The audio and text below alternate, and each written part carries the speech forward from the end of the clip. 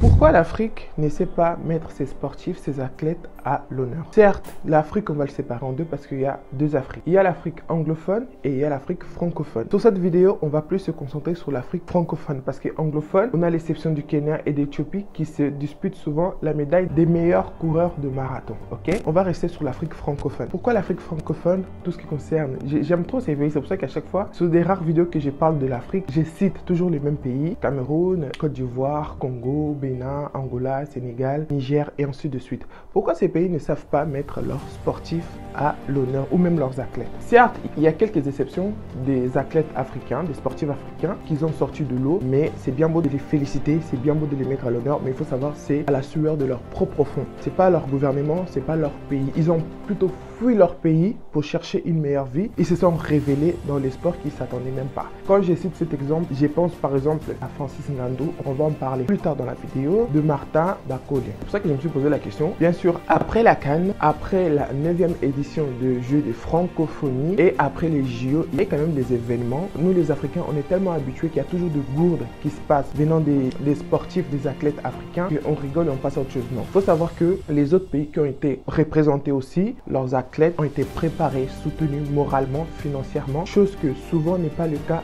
en Afrique. L'Afrique, on sait que c'est le berceau de l'humanité, c'est là vraiment qui sort. Il y en a qui sont nés avec cette niaque, cette envie de réussir. Ils ont seulement besoin du soutien, des suivis pour se libérer, pour faire sortir les meilleurs d'eux-mêmes. Pendant la CAN, on a vibré, on était heureux, ça nous a fait...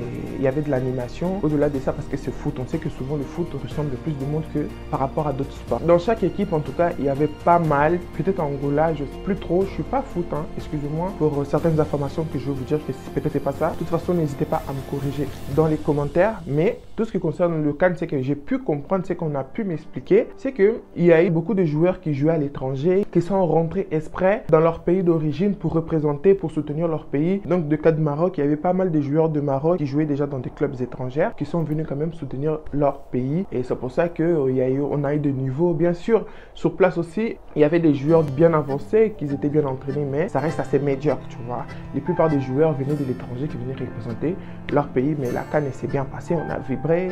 Je crois que c'est la Côte d'Ivoire qui a gagné le Coupe d'Afrique, hein, je sais pas. La CAN, franchement, je sais pas, je suis pas foot, d'accord?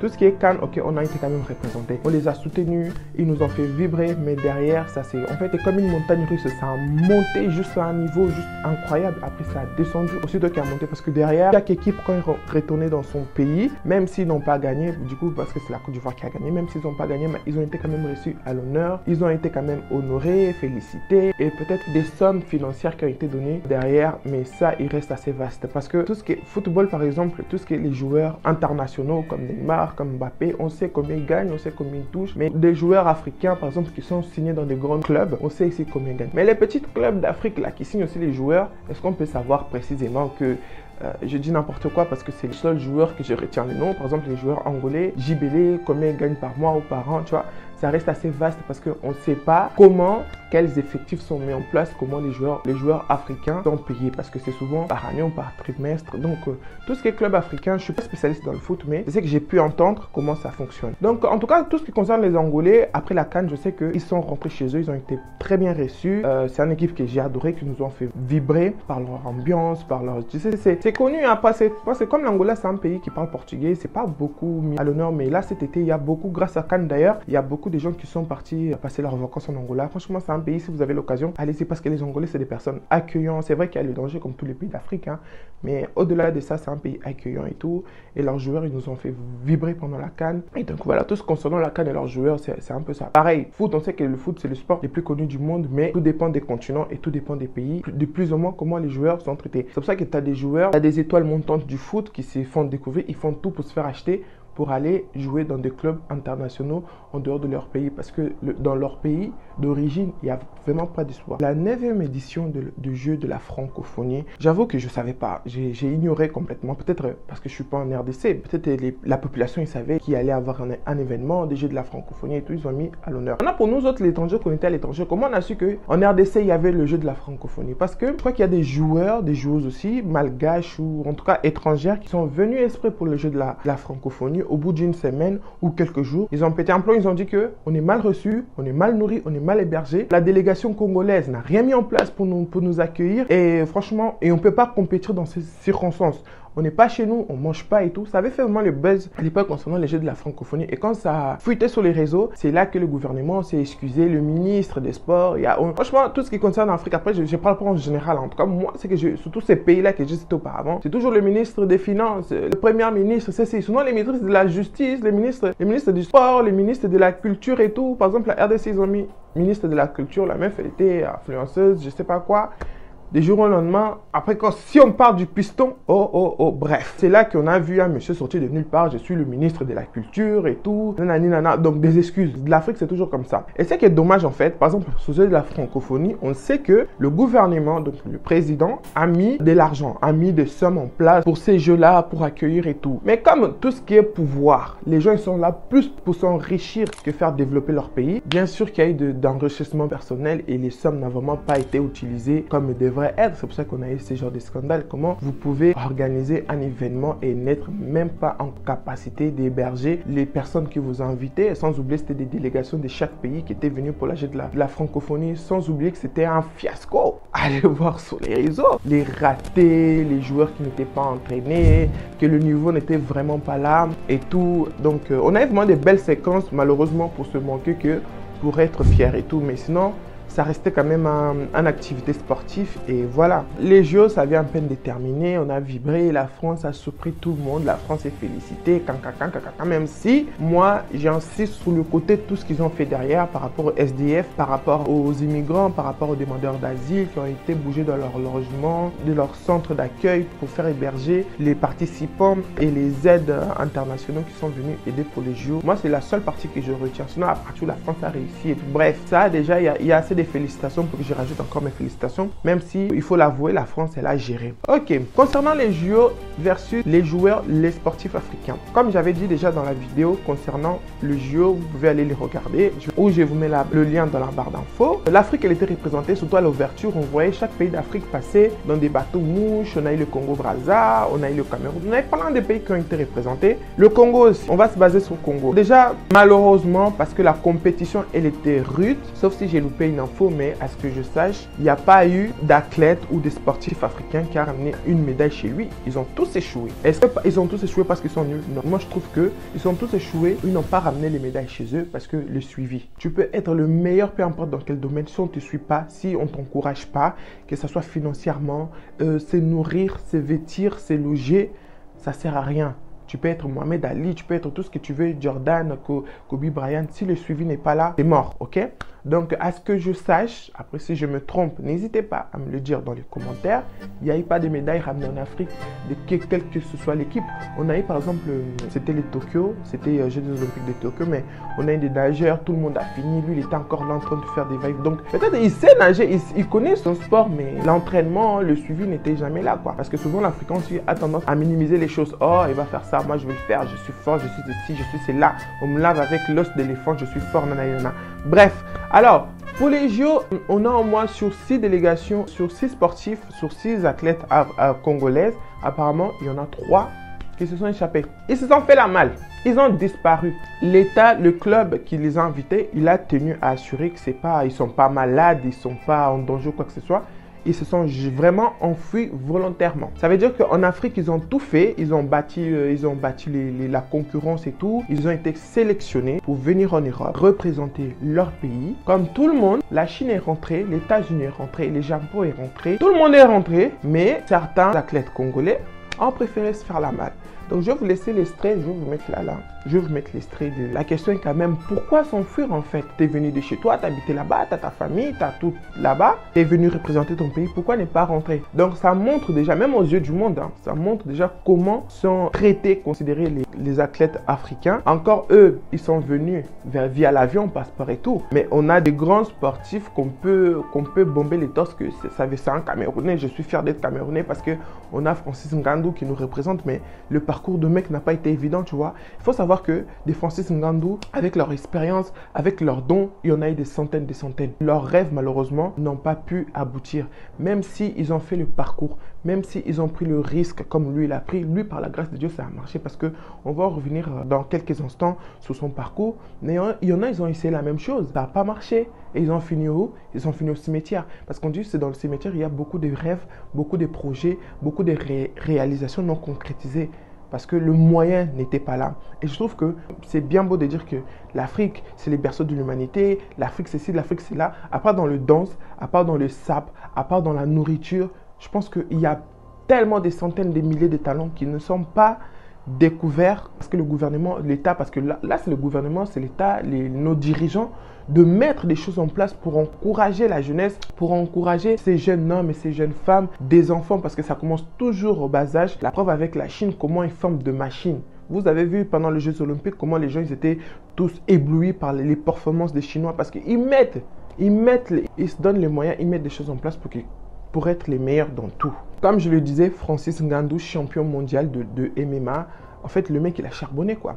Et ce qui est bien avec lui, c'est un boxeur du MMA, champion du monde camerounais, pour ceux que je pense qu'il y en a qui le connaissent, mais voilà, il faut toujours penser aux ceux qui ne connaissent pas, parce qu'il y a tout le monde qui regarde mes vidéos, France, Europe, beaucoup Afrique, donc n'hésitez pas à vous abonner. C'est le champion mondial du MMA, donc voilà. Il n'allait pas dans un club chez lui s'entraîner, à force de s'entraîner, il a fait ses marques, il a été envoyé en Occident pour se développer, pour être ce qu'il est aujourd'hui. Faux, tu vois, le mec il a charbonné, tu vois, il a réalisé qu'il n'avait pas de l'avenir chez lui, il a tout fait pour chercher une meilleure vie, quitter son pays en passant par le Nigeria, Algérie, traverser le désert, en risquant sa vie, parce que c'est des témoignages que lui-même il donne. C'est juste, quand on écoute, on a l'impression que c'est un film, mais non, chaque jour, lui au moins, il en prend témoigner, mais il y en a beaucoup qui sont passés, ils ont fait le même schéma qui est pas. Malheureusement, ils ne sont pas là pour en témoigner parce qu'ils ont laissé leur peau. Mais on a un champion qui a traversé tout ça, traversé les déserts de Maroc, et en 2013, il arrive enfin en France. Son arrivée ne va pas être évident parce que déjà en 2013, c'était difficile. Imaginons aujourd'hui. Donc il va faire ses marques en devenant, et pendant un court moment il était SDF, ça veut dire sans abri fixe, donc il traînait dans les rues. Il a dit Château Rouge, vous voyez, ces vieux qui ont été là avant lui, qui ont fait les mêmes traversées, ils ont été traumatisés par la vie, qui ont préféré finir dans l'alcool et vivoter, quoi. Donc tu risques la mort pour chercher une meilleure avenir, une meilleure vie. Et finalement, tellement l'Eldorado que tu pensais que l'Europe n'est pas le cas, tu te laisses surmener par l'alcool, par la vie, par le système, chose que lui, il a refusé. C'est là qu'il s'inscrit dans des clubs, il a été soutenu. C'est là, tout ça, c'est son parcours qui a fait qu'il est l'homme qu'il est aujourd'hui, champion mondial du MMA. Donc, on a des parcours, tu vois, des parcours exceptionnels. C'est pour ça qu'on dit aujourd'hui, l'Afrique, le ministre, l'État, tout ce que vous voulez, on prend une photo avec Francis Ngannou, c'est un grand monsieur, nanana, mais c'est grâce à lui en fait. C'est pour ça, après, quand ces sportifs-là, par exemple Martin Bacolé, on va en venir aussi, quand ils se félicitent, vous êtes là, oh, ces mêmes Africains vont être, oh, il est orgueilleux, il est autant, oh, il est ceci, mais quelqu'un qui a charbonné, quelqu'un qui a risqué sa vie pour être là où il est, tu crois qu'il va se gêner? Tu vois, c'est ça. Avant, je ne comprenais pas, mais quand je me suis penché sur la question, maintenant, je comprends mieux pourquoi certains sportifs, que ce soit dans le football, dans le boxe, dans le basket, ils sont fiers. C'est vraiment eux, leur personne qui mettent à l'avant parce qu'ils ont charbonné, en fait. Parce qu'en Afrique, sur certains pays, il n'y a pas des structures qui sont mises en place pour aider ces gens-là, ces gens qui aiment les sports, ces gens qui connaissent leur corps, leur état physique, qui veulent développer ça. Il n'y a pas, malheureusement. Martin Bacolé, pareil. Martin Bacolé, c'est un Congolais, c'est un boxeur. Et lui, il a fait vraiment parler de lui il n'y a pas très longtemps parce qu'il a combattu, il a lutté. Je ne sais pas comment on dit, il a combattu, il a lutté avec un Américain qui se l'a pété de fou. Le mec, il a pris de haut. Le mec, il a tellement pris de haut, il a dit, ouais, c'est un Africain, ça se trouve, il n'a pas été suivi, il n'a pas suivi tout ce qu'il faut. Moi, je suis un Africain, on connaît, nous, la boxe dans le sang. Moi, je viens du pays de Mohamed Ali, nanana. Le mec, il se l'a pété, Friedman et tout. Martin, il a mis KO, franchement, c'est là que le pays, le Congo était fier, c'est notre enfant, oui, pareil, aujourd'hui, vous l'encouragez, vous l'applaudissez, ok, c'est bien, mais regardez le parcours, le mec il a charbonné ça, il s'est donné les moyens. Ce que je trouve dommage par rapport à son parcours, il n'y a pas grand chose à part ce que les médias étrangers parlent de lui, de son parcours vite fait, parce que lui-même, À le contraire de Francis Ngannou, il a fait plusieurs interviews, surtout avec Philippe Simo, Investir au pays, et c'est juste en question de temps, où il a expliqué tout ce qu'il a traversé, son parcours et tout. C'est là qu'il nous a donné un peu, nous les créateurs de contenu, des journalistes, d'avoir de matière de quoi parler sur lui, de quoi même faire une biographie pour certains. Donc voilà. Et ce qui n'est pas encore le cas de Martin Bacolé, et j'espère que un jour ou d'ici peu de temps, il y a un journaliste qui va, pourquoi pas Philippe Simo aussi l'a invité dans son émission, parce que Philippe Simo, il invite tout le monde et il va expliquer son parcours, tout ce qu'il a traversé. C'est important parce que ça encourage la jeunesse, ça encourage les gens qui veulent aussi entamer le même parcours, le même chemin que lui. Donc voilà. Comme au début, je vous parlais des pays francophones et des pays anglophones. Pays francophones, on sait que Kenya et Éthiopie, ils se disputent la médaille des meilleurs coureurs, parce que eux, ils courent, hein. Déjà, ils sont minces. Et j'ai regardé un reportage, ils disent que en fait, c'est pas d'aujourd'hui parce qu'ils sont durs physiquement, ils sont rides et tout, ils sont vraiment, hein. En lingala, j'ai le mot et tout, mais en français, j'arrive pas en fait. Ils sont bien skinny, bien, tu vois. Tu vois le sport, tu vois le travail déjà à travers leur physique. Pourquoi? Parce que ça commence de bas âge. Dans un très bon reportage que j'ai regardé, il disait qu'ils commençaient dès l'âge de 6 ans, dès l'âge de 9 ans. Ils partaient à l'école à pied. D'ailleurs, au Kenya, si tu vas, ils ont fait le chemin, pas pour que les voitures passent bien, non, c'est pour que les gens, les enfants puissent marcher assez rapide pour arriver à l'école. Et tu as des enfants qui font des 9 km aller, 9 km retour pour aller à l'école, et ça tous les jours. Donc dès le bas âge, l'État, le gouvernement a mis en place, a fait de routes pour inciter ces enfants-là à s'intéresser au sport, à s'intéresser à la course, parce que c'est leur point fort, tu vois. Ils ont découvert leur point fort. Et ils investissent, ils contribuent par rapport à ça. Donc les marathons aujourd'hui, à part les Kenyans, il y a l'Europe et l'Amérique, c'est d'en faire concurrent. Mais on sait que c'est numéro 1, c'est les Kenyans et les Éthiopiens. Pourquoi? Parce qu'ils courent des 2 heures non-stop, de 1h30 et tout, pour battre des records qui ont été faits dans les années 80, dans les années 60 et tout, par les Whites. Et c'est que eux, dans le monde du marathon, qui sont en capacité de concourir parce qu'ils se donnent le moyen. Pareil, Jamaïque, on sait que le sprint, les meilleurs sprinteurs, le meilleur coureur, pour moi, c'est courir. Hein. Donc, même si c'est pas la même chose, mais on parle de la vitesse, on parle des tracés. L'homme le plus rapide du monde, c'était qui? C'était Usain Bolt. Maintenant, moi, je n'étais plus au courant parce que tellement Usain Bolt nous a choqués, il nous a rendu fiers. On l'a gardé très longtemps que c'est l'homme le plus rapide du monde, c'est Usain Bolt. Non, l'homme le plus rapide du monde, c'est plus Usain Bolt, c'est Noah Lyles, et c'est un Américain. Et souvent, les Jamaïcains, au Jamaïque, est pareil. Tellement on sait que c'est là-bas qu'ils se créent les meilleurs coureurs, les meilleurs sprinteurs du monde, ouais, du monde féminin comme masculin. Et en fait, ils ont découvert leur point fort du pays, si on peut dire ça comme ça. Ils se sont concentrés sur ça. D'ailleurs, actuellement, sur Netflix, il y a un très beau reportage qui met à l'honneur tous les sprinteurs, tous les coureurs de Jamaïque précisément, parce que là-bas, vraiment, c'est un art. C'est un art, c'est vraiment leur point fort, c'est vraiment leur traduction. Comme en Éthiopie, on peut voir c'est la course, au Kenya, la course. Au Brésil, le football. En Jamaïque, c'est tout ce qui est la course. Les sprinteurs jamaïcains, regarde comment ils sont musclés, femmes comme hommes. On s'en fout du physique. C'est des très belles femmes. Mais quand tu vois leur corps, c'est musclé. Tu vois, le temps, l'expérience, les entraînements, ça se voit sur leur corps. C'est pas des jours au lendemain. Tu veux dire que je vais courir et tu vas réussir. Non, tout sport demande de discipline et voilà. Les Africains, ils sont fiers de dire que on a des grands musiciens, des grands chanteurs, des hits mondiaux qui viennent d'Afrique et tout, mais je pense qu'on ne peut pas que se limiter sur la sapologie, sur la nourriture ou sur la danse. On peut aller plus loin aussi, on peut concurrencer le monde aussi via le sport parce qu'il y a des hommes forts, il y a des femmes fortes, il y a des femmes qui ont des capacités juste hors normes. Et c'est dommage, ces personnes en Afrique, l'Afrique, hein, où leur pays d'origine n'a pas su leur mettre en valeur. Ils viennent en Europe, s'y font former. Et là, par exemple, Teddy Riner, même si Teddy Riner, ça n'a rien à voir, c'est quelqu'un qui vient des îles. Mais par exemple, les plupart des sportifs français, c'est des blacks. Là, par exemple, il n'y a plus du racisme, comme ils représentent la France, ils ramènent les médailles en France. Là, c'est les enfants du pays, mais c'est les enfants du pays avec des origines étrangères parce que leurs parents, ils étaient étrangers aussi des bases. Donc voilà, il y en a qui sont venus. Il y en a qui sont nés ici, donc voilà, alors qu'ils auraient pu représenter leur pays. Sans oublier, si déjà le sport en elle-même, c'est compliqué, des sportifs entiers, si je peux dire ça comme ça, c'est compliqué. Pensons un peu aux Paralympiques, tout ce qui est JO pour les personnes à mobilité réduite, on va dire quoi? Est-ce qu'il y a un organisme mis en place pour les gens à mobilité réduite qui veulent participer, faire quand même un sport, qui sait participer aussi aux Jeux internationaux que leur pays d'origine précisément Afrique a mis en place pour les clairement pour les handicapés? Si déjà les gens qui sont en tiers c'est compliqué, est-ce que pour les handicapés, est-ce qu'il y a une fédération mise en place pour encourager, pour aider les personnes en mobilité réduite, pouvoir les permettre aussi de participer à quelconque sport? Point d'interrogation, si vous en savez, si vous en connaissez. Je mets toujours un point d'interrogation, n'hésitez pas à me dire dans les commentaires parce que moi, après mes recherches, après mes renseignements, je n'ai malheureusement pas trouvé. Si je devrais conclure cette vidéo, je dirais que ça, c'est vraiment à l'État. Voilà, c'est parce que même Francis Ngannou, il a mis en place une salle où il a équipé ça, où les jeunes vont s'entraîner, mais c'est pas suffisant, tu vois. C'est pas suffisant. Par exemple, s'il veut faire ça dans tous les pays, je pense que, après je sais pas, hein, c'est peut-être toute sa fortune qui risque d'y passer et personne n'est prêt à ça. Donc c'est vraiment au gouvernement, c'est vraiment au président, c'est vraiment au ministre, hein, ministre des Sports de chaque pays de mettre vraiment ces choses-là en place et donner les moyens.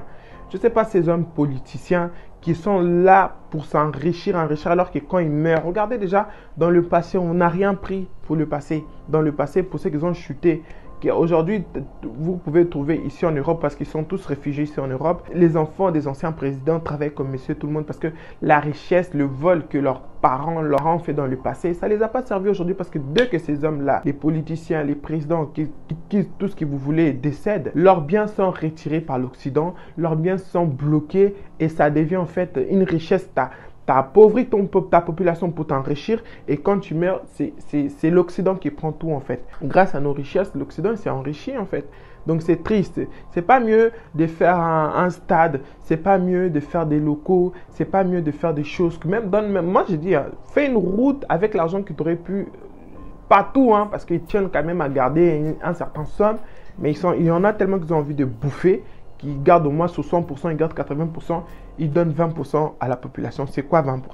Donc voilà, c'est pas mieux tu fais une route au moins. Donne même la route là ton nom. Même quand tu seras plus là, aujourd'hui on a beaucoup de places. Mohamed Ali, Nelson Mandela, parce qu'ils ont marqué.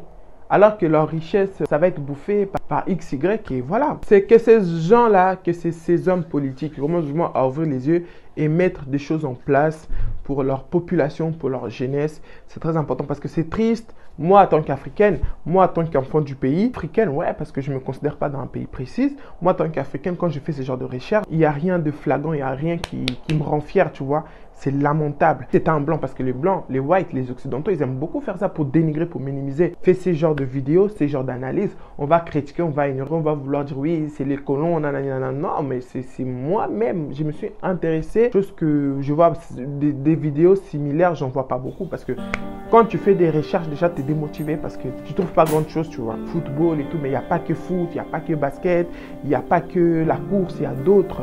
Ici en Europe, il y en a pas. On a l'escrime, on a le gymnase, on a le tennis, on a le ping-pong de table, on a plein de sports. Mais en Afrique, c'est toujours illimité. On a 3-4 sports qui est connu et les restes, ça passe sur le maille du filet, c'est pas normal. Donc voilà, c'est au gouvernement de faire quelque chose. Dites-moi qu'est-ce que vous en pensez.